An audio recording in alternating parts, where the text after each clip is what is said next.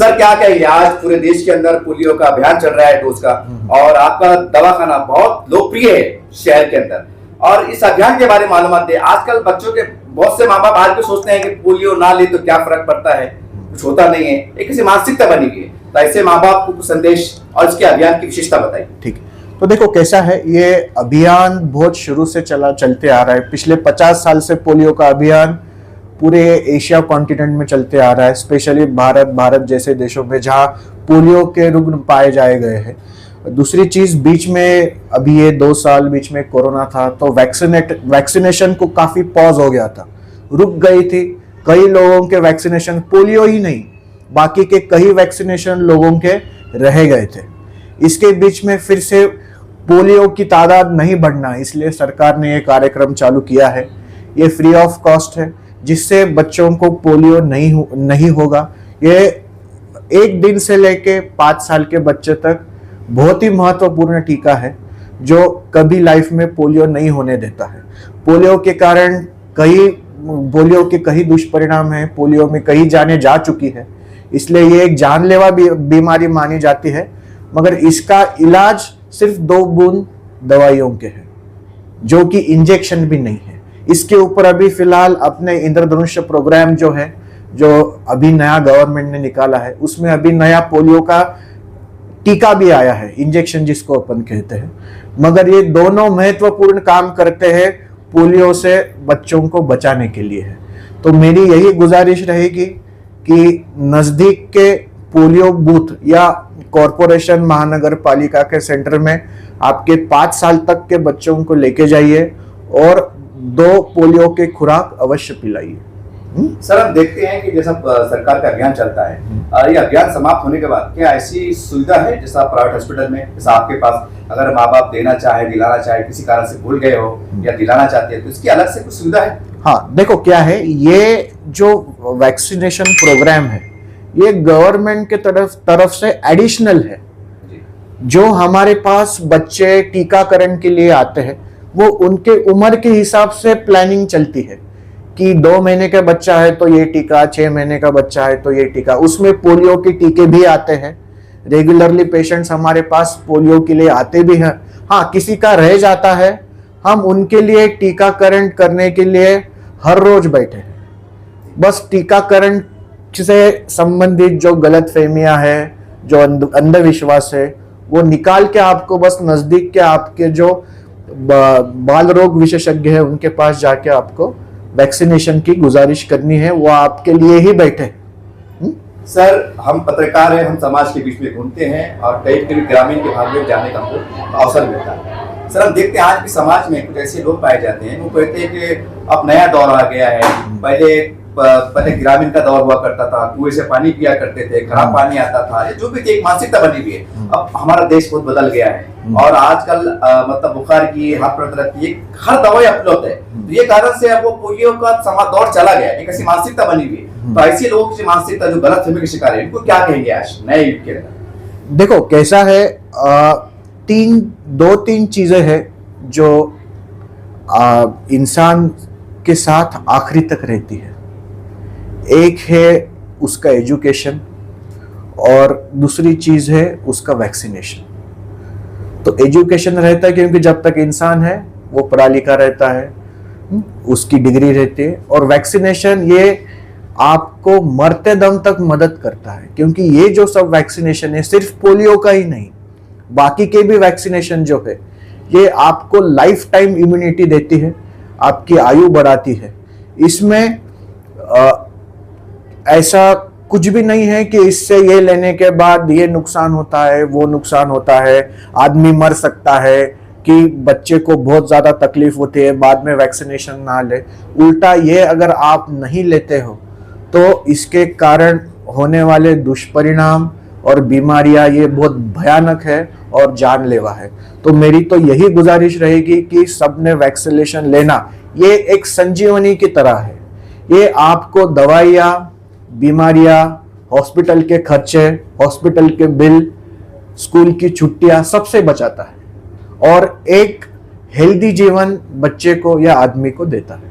Sir, एक आखिरी सवाल, मान लीजिए कि कुछ अंधविश्वास के लोग रहते हैं ये उन्होंने अपने बच्चे को अगर ये टीकाकरण नहीं कराया है तो भविष्य में जीवन के बीच के पड़ाव में या आखिरी पड़ाव में इसके साइड इफेक्ट कैसे हो सकते हैं, थोड़ा सा ऊपर, क्योंकि आप डॉक्टर है, बता सकते हैं कि इसके भविष्य में कहाँ हमारी बॉडी पे असर पड़ सकता है? देखो, जो पोलियो की बात रही तो पोलियो का डोज 5 साल तक ही दिया जाता है।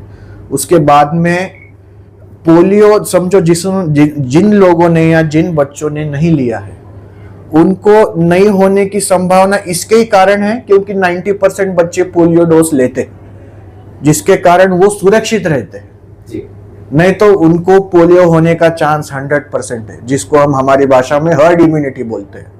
90% लोगों ने टीका लिया, 10% लोगों ने नहीं लिया, मगर फिर भी 10% लोगों को कुछ नहीं हुआ। इसका कारण है बाकी 90% लोग बच गए हैं। बाकी 90% लोगों ने टीका देने के कारण आप 10% बच गए हो। ऐसा एक आधा ही निकलता है कि जिसको कुछ प्रॉब्लम हो गया या जिसको कुछ बीमारी हो गई है। बाकी रही बात अंधश्रद्धा की, वो तो कम ज्यादा रहने ही वाली है। हर एक देश में, सिर्फ भारत देश से ये संबंधित नहीं है कि टीकाकरण की अंधश्रद्धा है। सबसे ज्यादा टीकाकरण का अंधश्रद्धा ये अमेरिका में पाया जाता है, जो कि सबसे पढ़े लिखा और सबसे बड़ा देश है, मगर भारत से कम वैक्सीनेशन का रेट है अमेरिका का। भारत में सबसे ज्यादा वैक्सीनेशन होता है।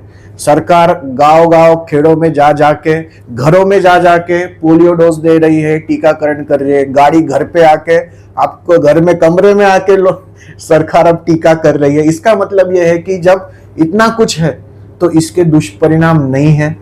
तो गलत सलत इसमें जो भी लोग फैलाते हैं वो उनकी बात नहीं सुनना, और मेरी यही गुजारिश रहेगी कि इसमें कोई साइड इफेक्ट नहीं है। होते हैं तो भी वो मामूली है, जो कि घर बैठे दवा गोली से ठीक हो जाएगी। जानलेवा साइड इफेक्ट कुछ भी नहीं है। सर, एक आखिरी सवाल, आपके ये सवाल मेरा दवाखाने से जुड़ा हुआ है आपके, कि आपका दवाखाना बड़ा लोकप्रिय है और जहाँ पर ये वीडियो देखा जाएगा कुछ नए लोगों तक भी पहुंचेगा, तो बता सकते हैं कि आपके पास बच्चों की किन-किन बीमारी का इलाज होता है ताकि माँ बाप के समझने में आसानी हो? तो देखो, मेरा जो अस्पताल है ये बच्चों का अस्पताल है। मैं एक दिन से बच्चे से लेके 20 साल तक के बच्चों को देखता हूँ। हर एक प्रकार की जो बीमारी बच्चों में आती है, टाइफाइड रहे, बुखार, सर्दी, खांसी, गैस्ट्रो, डेंगू, मैं हर एक बीमारी ट्रीट करने की कोशिश करता हूँ। मैं एक डॉक्टर हूँ।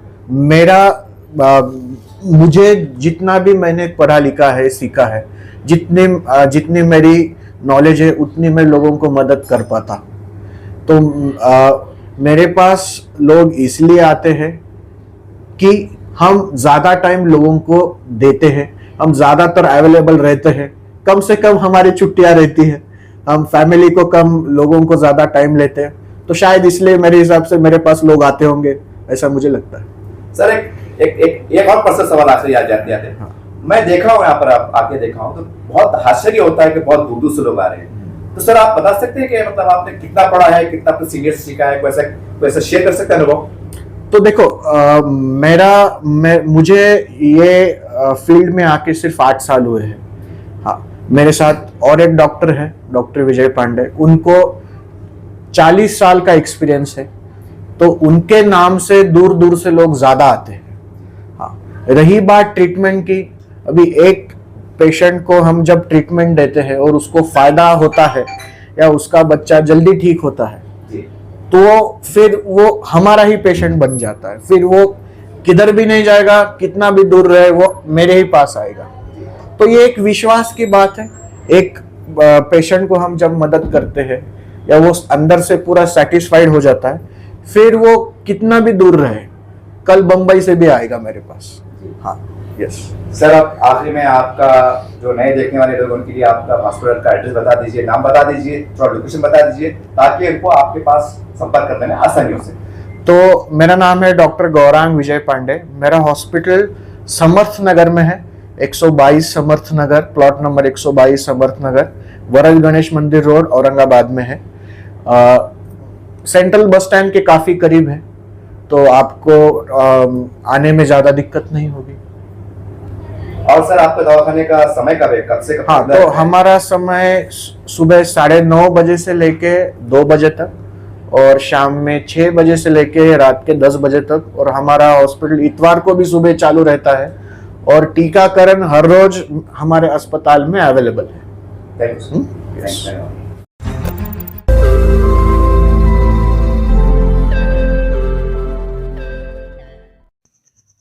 रोज नई खबरों को देखने के लिए हमारे औरंगाबाद समाचार चैनल को सब्सक्राइब कीजिए और नोटिफिकेशन पाने के लिए हमारे बेल आइकन को दबाइए ताकि हर खबर की नोटिफिकेशन आपको मिलती रहे।